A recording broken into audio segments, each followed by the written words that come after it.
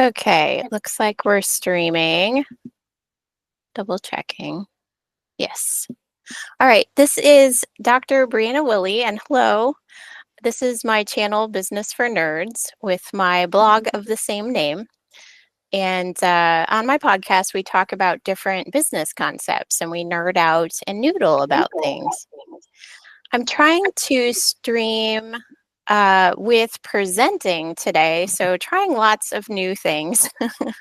And I'm going to be presenting on a recent post on Substack, a post I wrote on Substack about getting sucked into the social media spiral. I think we all have experienced that, and how to kind of resist that, and then also going over marketing maps. Okay, so I'm more used to PowerPoint, so we'll see if I can get through this. Learning new tech today.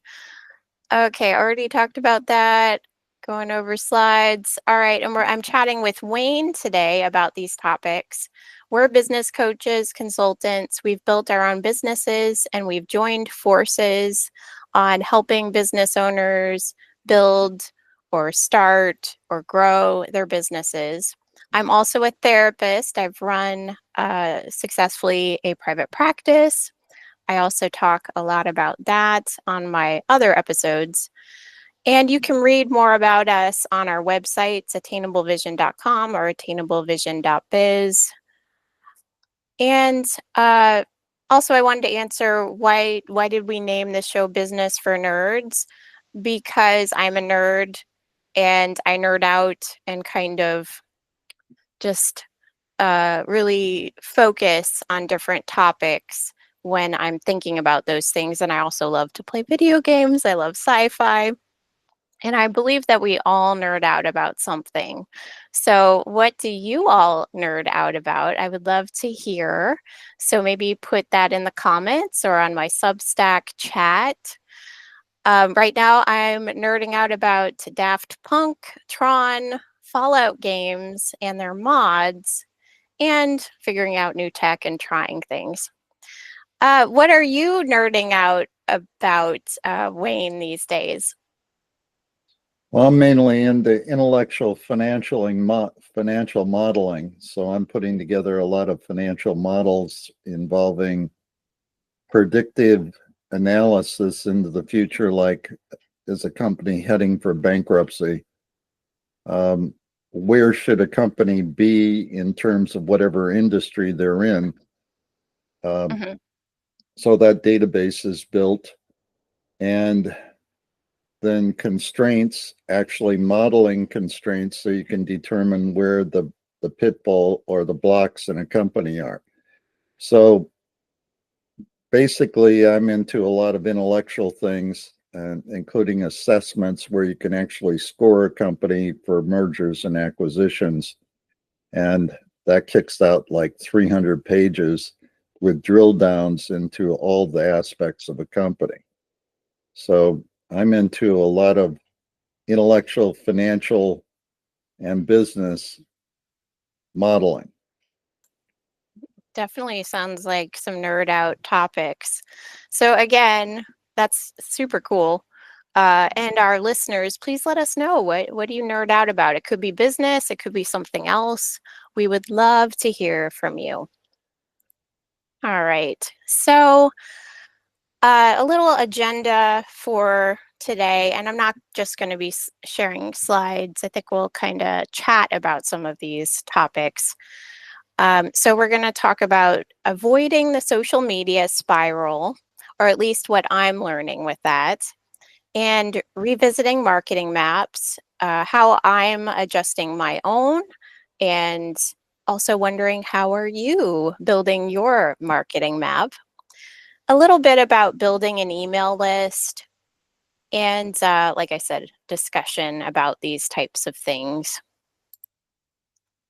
All right, and wanted to say too, we hope that you had a good holiday weekend.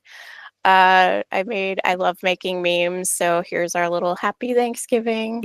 I hope you had some time to rest, socialize with people, eat some yummy food, and nerd out about something. I played my Fallout mod and hung out with people. All right, so back to the topic. So, what is the social media spiral? So, here's kind of the beginning of my post, and you can read that on Substack. And I think we've all experienced the social media spiral where we kind of get sucked into different things that we didn't really want to necessarily read about or watch. We kind of just get distracted when we go on there. And I've noticed that definitely happens for me. Now, I am neurodivergent, so I may already sometimes get distracted, but social media does not help with that. So I've decided to take back my social media and my time. I'm no longer going to allow myself, at least I'm going to work on not letting these different posts kind of take me down rabbit trails of things I didn't even want to focus on. And also, too, I think part of the social media spiral is posting something, posting to the void where no one sees it or responds because algorithms, which, yes, you can read about algorithms, you can study them, you can follow all the guidelines on how to get your posts seen. But I followed some of those and they still don't really get seen very well.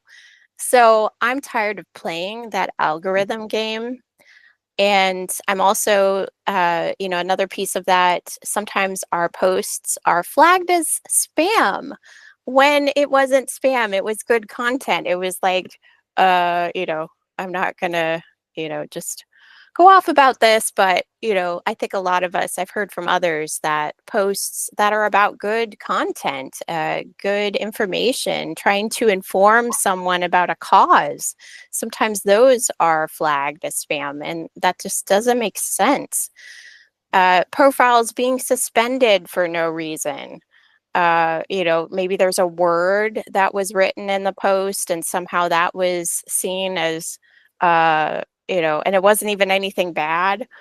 Um, so sometimes these bots are misconstruing different things in our posts and then they're not being seen, or profiles, like I said, being suspended. And then there's also the time wasting, which I talked a little bit about, the doom scrolling, as the kids call it these days. And the worst part, which is something I've been noodling on with my coach, Scott Perry. Also, I've been reading posts from Seth Werkheiser. I hope I'm saying his name right. And they both talk about we're sharing our best content with these huge social media corporations, and they may or may not care very much about that content. They're using that content to, it sounds like, their own causes, their own making more money off of what we're providing for free. We're giving them our content for free. I love creating memes. So you see this meme on this slide, these memes. There's two there. I love that. And I often, or in the past, have shared these to Facebook and all those different sites. And again, they're often not seen or appreciated.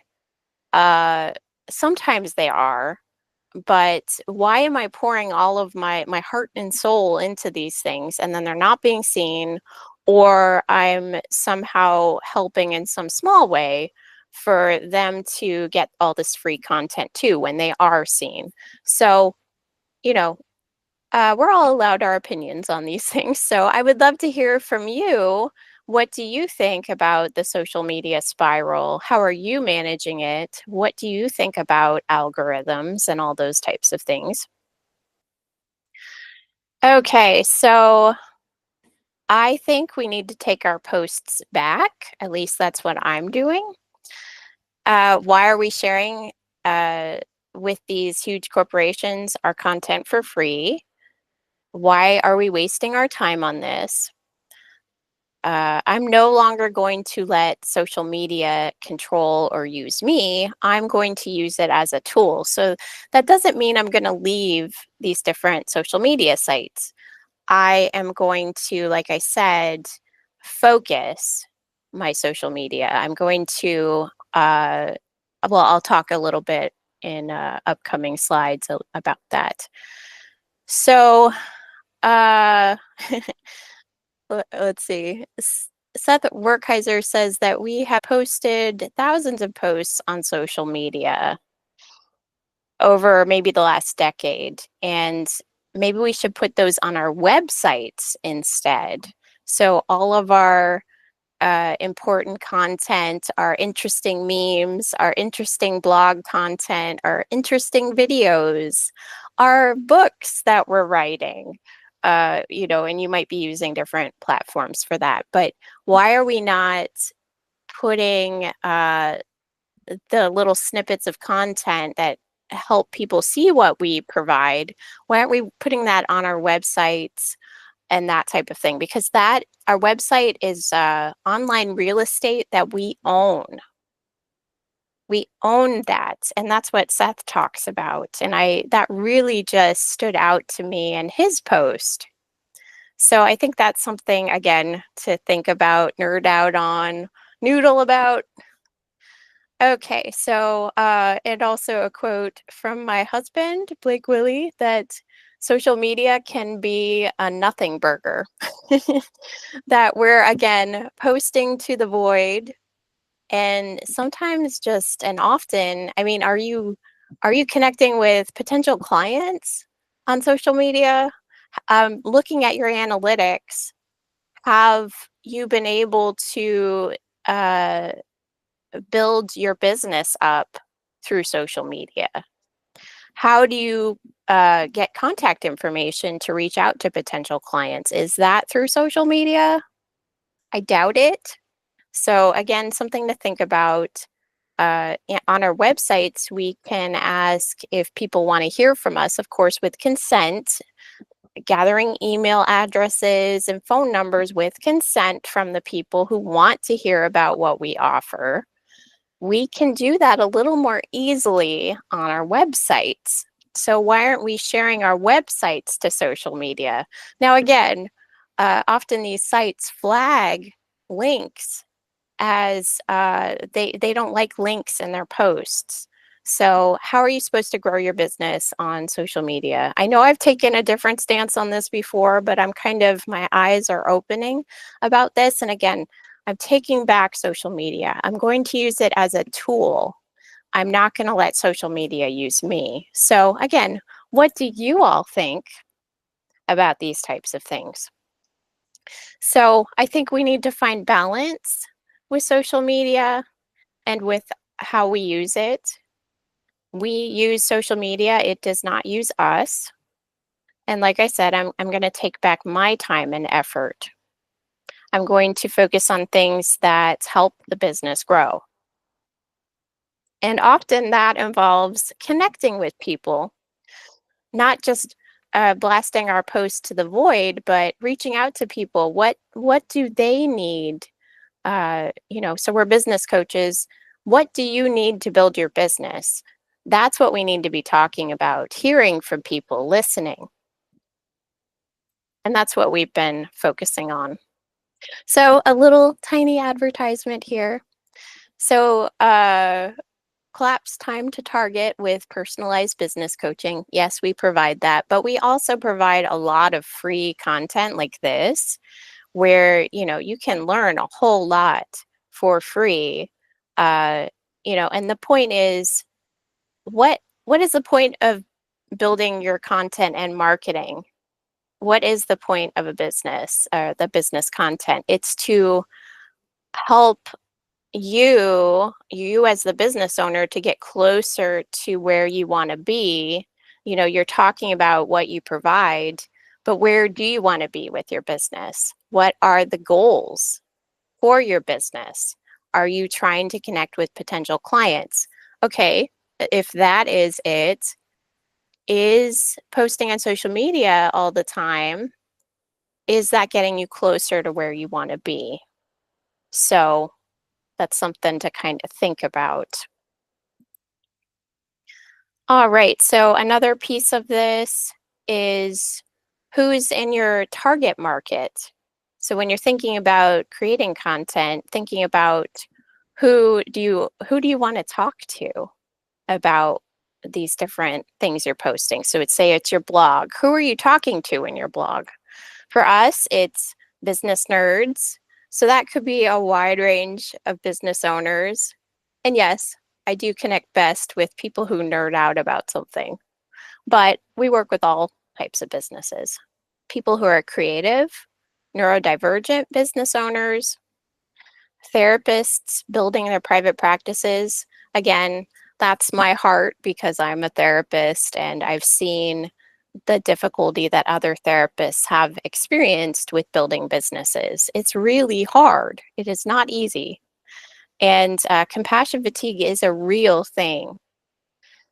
We also work with coaches and helpers of all kinds uh, and therapists building side hustles or diversifying income. Let's see. So I went over that. Speaking of neurodivergent business owners, I am a neurodivergent business owner, and I just found out these excellent continuing education or units about neurodivergence. And let's see, what did I write here? Oh, yes, that if creating diagrams in your posts, creating visuals are really helpful for people who are neurodivergent. Now, I'm more speaking for me, but everyone's unique here. But many of us need visuals. We need to see the outline and where everything connects because some of our brains work that way. So Stephanie Sarkis was talking about that. I believe she's a psychologist, and her continuing education is listed on PESI. So I'll have that information at the end here. Anyway, get back to the point. All right, so this is my old marketing map. So this may only make sense to me, but it's important that it makes sense to me. But I'll try to explain it. So in the center has been Substack for a number of months. And then YouTube was pretty big as well as Facebook. And our different course building software, our client management system, all of that fed back to Substack and our blog, our podcast, and that type of thing. So all the social media sites and everything pointed back to Substack because that's where we share our best stuff. Now, again, I've kept that as my main thing for a while now, and that seems to be working. But in the next slide, I'll kind of show how we're adjusting. I rebuilt this and now I put our websites, which we have a couple for different target markets that we're speaking to.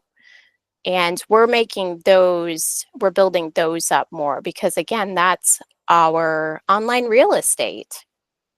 And then also Substack remains a big part of that because that's where we can connect with people, build our email list. But I'm also listing all the other social media sites that I share the website and Substack content to, as well as the courses we're building or have built, and freebies that we list in our client management system. And you can read about that, what we use on our blog. And I bumped down some of the Meta apps because those are really difficult to, at least right now for me. Again, please let me know what you think. Maybe you have a different experience with these other apps. But I've bumped up YouTube actually. Now that's for us because YouTube is pretty easy to stream to. And I can then announce that on Facebook or LinkedIn that we have like these events. So then I can invite people, and if they want to show up and just watch what we're streaming on YouTube, they can. So that's it. YouTube is really working for us. So, but your marketing map may look really different. But what I'm saying here is that maybe the website you own, and your blog, because many of us have blogs, or your podcast, maybe that could be considered to be kind of the center, the stuff that you're creating, that you're building. Maybe consider adding that to the center of your marketing map. But again, looking at your analytics, how are you connecting with people? How are you building clientele or reaching out and hearing from customers? Where are you connecting with people? That's an important piece. So like I said, everything points back to Substack or our websites now. Even our courses, our freebies, all of these different sites. So I wanted to take a little break here, maybe drink some water. What are your thoughts, Wayne, about what we've talked about so far? Oh, I can't hear you. I think you're on mute.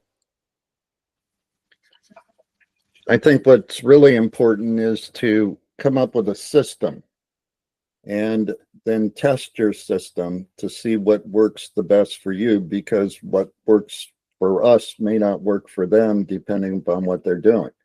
So whatever Mhm. you do and whatever mechanism you put together, you need to test every aspect of it and then figure out what works. And then once you have it figured out what really works for you, then kick it off, blast it off, and really go for it. But until you test what you're doing and really know how it works for you, it doesn't make a lot of sense to really kick off in a big way. So you take small steps, test the system, find what works, and then blast it off in every social media there is. But Mm, you first of all have to determine what really works for you. Now, it right. could also be a slogan, it could be a methodology, it could be an interesting feature of what you do, and that will attract the people. But you need to test everything. What the problem with a lot of companies we've worked with is that they go and blast off marketing and they fail because they didn't test it. They just jumped in. So what you have to do is test what you're doing, take small steps, and then once you really understand what works for you, just go for it, blast it off. I like that. That sounds like a nerd out term. Sounds sci-fi. I love it. Yeah, I think that really makes good sense. And that's what we did. That was something I kind of left out, that we did take small steps, you know. Um, these are things I'm noticing as I'm trying things. Now, people often get stuck too without trying things. They research and research and research, but then they don't step out. So it's, yeah, the small steps is important, but steps. Exactly. Yeah. And then sometimes the way to think about all this is, instead of Gantt charts and various other charts, is to think in terms of gears, so that if you put together gears, what that means is if they don't move, that maybe is a step you can get rid of. So you look Oh. at planning out your system using gears, and that way you may throw in 20 things of which you really only need 5. So Mm. many times people fail because they put too much in, whereas they should Mhm. simplify it. And the best way to think about that is, okay, I'm putting together a system, I'm using gears. Are all the gears necessary? Do they all turn? Or do I have a bunch of gears just sitting there doing nothing? Mm, very So good point. you could take a look at it that way, and then um, you're seeing what actually works.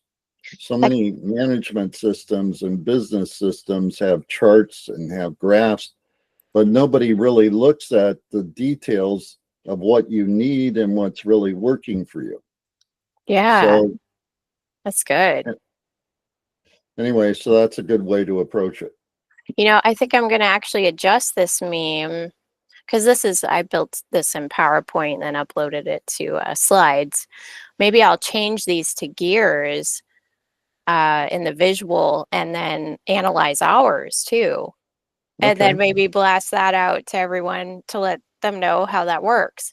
I could say now that Pinterest is a very slow moving gear, but I think it moves a little bit, but I don't have to post directly in there because actually Meta, one of their apps, will connect with Pinterest. So yes, I'm also about working smarter, not harder. So if I can automate things or make them easier, I try to. That's why I post to the business suite for Meta, because that'll then post to my Facebook groups. It makes it a little easier. Um, and there are systems you can look into that help with posting to various sites. I was talking with Elizabeth Walker about that. Uh, um, Again, was it last week? One of the weeks. And we were talking about some of the software, though, you end up spending just as much time regardless of where you're posting. So, it's something to look into, maybe think about. But yes, how can you, create content and then share it easily and quickly? There are ways to share from Substack to these other sites pretty easily. You just click a button, really, and maybe add a little intro. Anyway, I don't want to get into all the tech and the strategies there because everyone's map is unique. Okay, so how will you speak to your audience? So we were just talking about that. Wayne was talking about how are you going to get the word out about what you do? It may be very different from what we're using. It may be that you have a blog connected to your website, or maybe you're creating videos somewhere. Maybe it's even on one of those sites and that's really working for you. Maybe your audience is there. Where do the people that you want to connect with, where are they hanging out?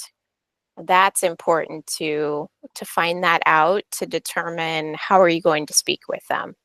So again, for us, it's through Substack, our websites, YouTube. It can be through other social media sites too sometimes. It really just depends. But I think that what are the words? The return on investment is a lot better with what we're using right now, which is Substack and our websites. Okay, like I was saying, we post there and then we blast those to the other sites.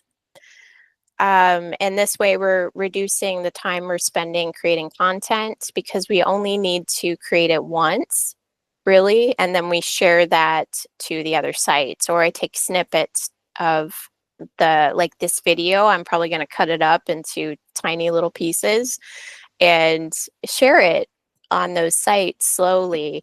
But I haven't spent time going live on Meta apps separately.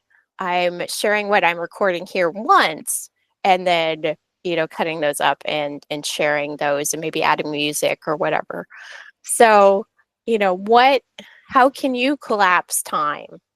How can you make import like steps forward that actually help you get closer to where you want to be? But you're going to need to know, and Scott Perry talks about this a lot.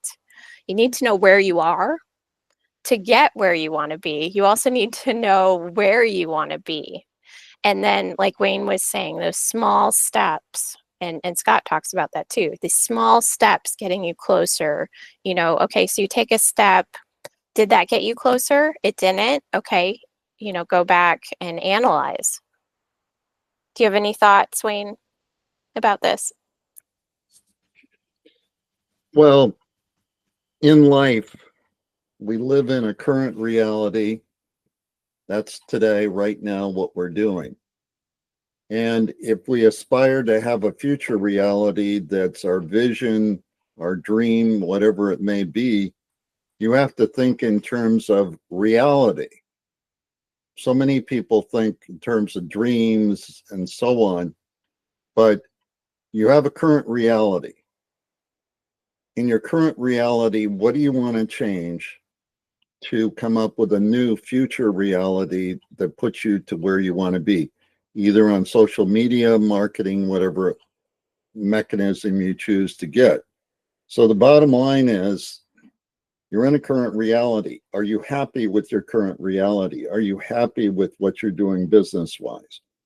So look at your current reality and then say, okay, how do I want to change my current reality? Because if you don't change it, your current reality is going to be your future reality into the future. So you have to analyze your current reality, where you're living today, on where you want to be tomorrow or next month or next year. So you have to plan the steps to make that future reality the reality you want, either in social media presence, in business, in profitability. You pick the area, but you also have to look at, this is where I am today, this is where I want to be. So you call them both reality, because it gets you into a mindset instead of a dream, instead of a goal. If you say, this is my current reality, I want to go to this future reality, they're both realities. That means you're going to make it happen because that's your future dedicated reality. Thank you. That's so helpful. Very neat. Okay. So back to you all. What are your thoughts about social media and sharing your content? Do you feel like social media is using you, or are you using social media? Is it getting you closer to where you want to be in your business?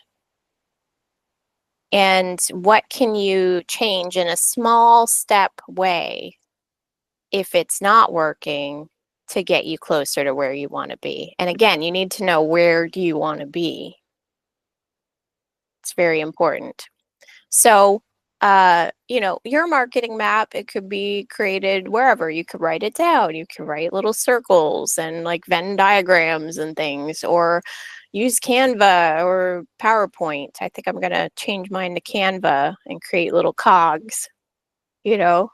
So creating little cogs, what parts of your marketing map are working? What parts are not working?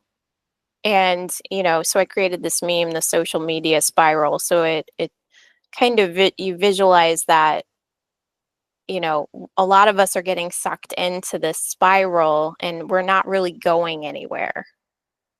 We're not getting closer to where we want to be. So that's why analyzing what is and is not working. And again, it's probably going to be so unique for you. It's not going to be the same as what we're using. So, what small changes can you make to your marketing map to help you step closer to where you want to be? And here are some of my references. So I'll just let those sit for a minute there. And you can, we're probably going to chat a little bit more, but you can send us an email too. We're best with email. People try to send me messages in Instagram chat or whatever it's called. I am not good with that. I am good with email. So Dr. Willie at attainablevision.net. So you can send me an email there. I will see it. We would love to chat through email. Okay, and that's the end of my slides. Let me see how I stop presenting. Stop presenting. Okay, there's a button for that. All right, so we've got a few more minutes. Wayne, do you have any other thoughts about what the slides or social media? What are your thoughts on social media? Well, I have different social media work for the different people depending upon what you're doing and what tools you're utilizing. So that's why you have to take a look at everything, because Instagram, Pinterest, YouTube, even Rumble have different kinds of audiences. And what you have to do is look at where you're going and what you should be using. And you have to take a look at your market divergence. In other words, on YouTube, will you get the audience you want depending upon what you're doing? So how do you find that audience on YouTube? Mm. Yeah, and So people reach out to me all the time about, oh, I can help you grow your YouTube channel. And I often say, I don't really care that much about that because YouTube is important because I can stream live and that's pretty easy. But I'm recording this video and I'm going to post it on Substack and then I'm going to email it to people so they can watch it whenever they want. Oh, I forgot to go over the email list piece. So Substack helps us build our email list. So do our websites. I still think, and many others believe, email marketing is valid and real and important. But again, with consent, you're getting consent from people. People are signing up to be on our email list. So I'm going to take this. So YouTube's not my main thing. It's great. This is easy pretty much now that I've figured it out, but it's not my main thing. It's not how we are going to, really build connection with people. People don't really comment much on our videos, and that's fine, but they can easily watch live if they want, but anyway, I sidetracked everything. So what were you saying? well, I think that what can you do to get people excited about what you're doing? So you have to look at an extraordinary offer on what you do. So, for instance, let's say you're trying to get someone to, um, in the retail business to come into a location, whereas you can offer, side locations, you could offer, um, you know, movement of some type of variety, but social media and online presence is basically the way to do it. And what's happened since COVID-19, everybody's basically going online.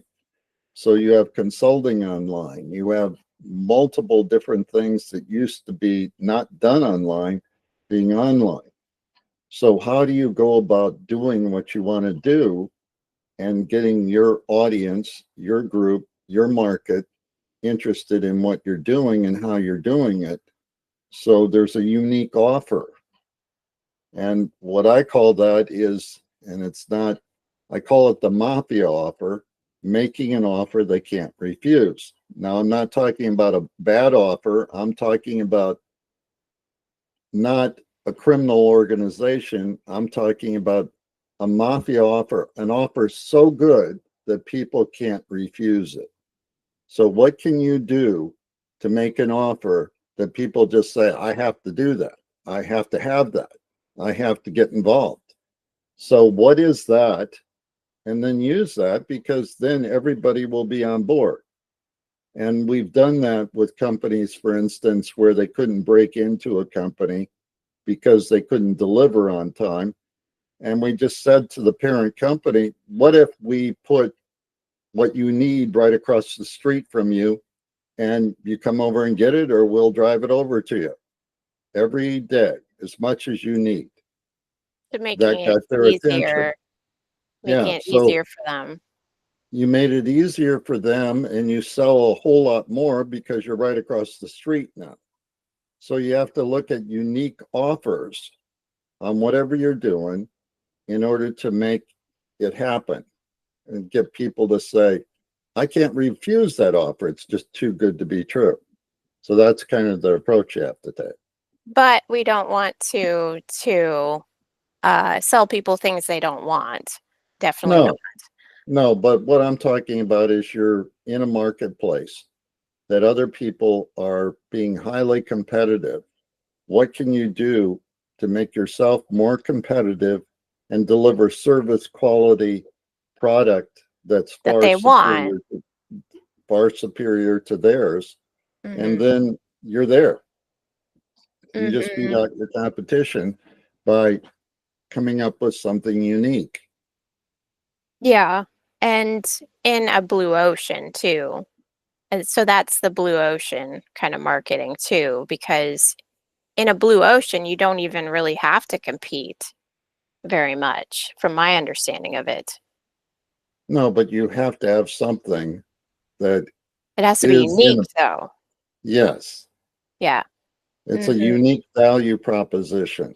So I Yeah. have I don't know value, all the words for that. I have value. It's a proposition that's absolutely unique, and we're the only ones doing it. And we Oh. have quite a few things like that. But Hmm. people don't completely understand it until we have the situation present itself. Yeah. Yeah. And so making it clear to people what you offer, how it's unique, can help you to, uh, you know, maybe steer your boat into the blue ocean because it's Exactly. a unique area. Right. Again, very visual, so I need all of those kind of memes and things. Anyway, yeah, those are really, really good points. Um, yes, so going back over a little bit of that, taking back our time, taking back our social media, not letting these tools use us, but we're using them. Even Substack too, our websites. Let's not let those take over all our time either, but using them as tools to help us to present our, whether it's an offer or not, or just letting people know what you do and how you can help them. uh you know Taking back your time with how you present that information and spending time on things that are actually working. So, but you can't figure that out until you step out into the unknown. So you see me trying a lot of things, and some of them don't work, you know, and I go back and I analyze it. I'm trying not to just take steps forward and then keep going and, just getting further away from where we're going in our business. No, I had to look back and see what is or is not working with the analytics, and just seeing where are we connecting with people, where are we building relationships with people. And right now, I think the main thing for that is Substack and our websites. But for you, like I said many times, it's going to be unique. But maybe start writing down, however you analyze things. I need visuals and like vision boards to write down all the little pieces of things to help me see a big picture. And I'm going to create a meme with the cogs and see what are the parts that are working and not working. But yours is going to be unique. I was going to say something else, but it flew right out. Any other thoughts, Wayne, about these things? Well, the bottom line is if you fail and you don't quit, you don't fail. So if you try something and you fail at this and you fail doing this and you fail at that and you keep going, if you don't quit, you don't fail. So Mm, you just keep going until you hit success. It's a learning curve. If you're in an area that you don't understand, and you can also get a lot of advice and information to make it happen. But there are a lot of different things that you need to do, but you need to test. And if you fail, at least you haven't jumped in with a lot of money and thrown it away. What you do hmm. is test small and then keep testing and have small failures on what you're doing, and then you can say, okay, I failed at that, failed at that, failed at that. This one looks pretty good. It looks like it could be successful. And you keep Mm-hmm. going. Yeah. So Mm-hmm. you, Sometimes businesses succeed because they outlasted the others. yes. So, but basically what you have to do is, in the invention of the light bulb, Thomas Edison tried like 20,000 or some outlandish number to It get was a a lot. light bulb working. That's a Mm-hmm. lot of failure, but he didn't give up. So ultimately, he succeeded. Right, And because that's it the way got him you a have, little closer each time, a little right. closer. Mm-hmm. So in social media and everything you do, you can't look at, well, I failed at this or I failed at that. You have to look in terms of, okay, that failure brings me one step closer to success. And you just keep doing it until you really hit. Mm-hmm. So yes, and I do again, and this is what a lot of people are saying. Now, you may hear different things from other people that email marketing is dead, but it's not. It is not dead, in my opinion. So, how are you going to connect with people and build your email list or build connection with people? Where does that work? Does that work with Meta? I don't think so. Sometimes it does, but maybe a part of it does. So you kind of look at that as a cog that's working or not working or slightly working. What about the other social media sites? Are you posting on, well, I guess Meta, Instagram, it's the same thing. Instagram all the time. Is anyone seeing your posts? And you followed all the algorithm stuff. Is anyone interacting with it? Are you tired of researching algorithms? Um, you know, you could spend hours and hours researching and trying things, and it may not work, or it might work.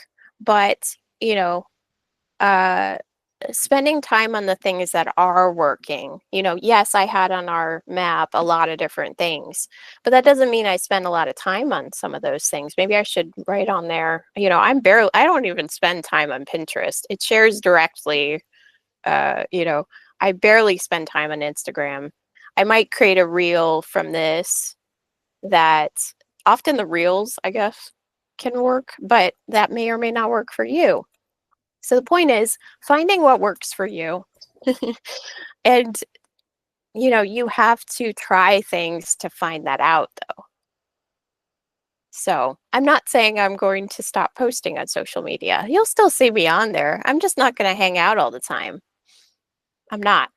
It sometimes becomes a time wasting activity where I get sucked into like rabbit holes of things, and I'm not allowing that anymore. Boundary.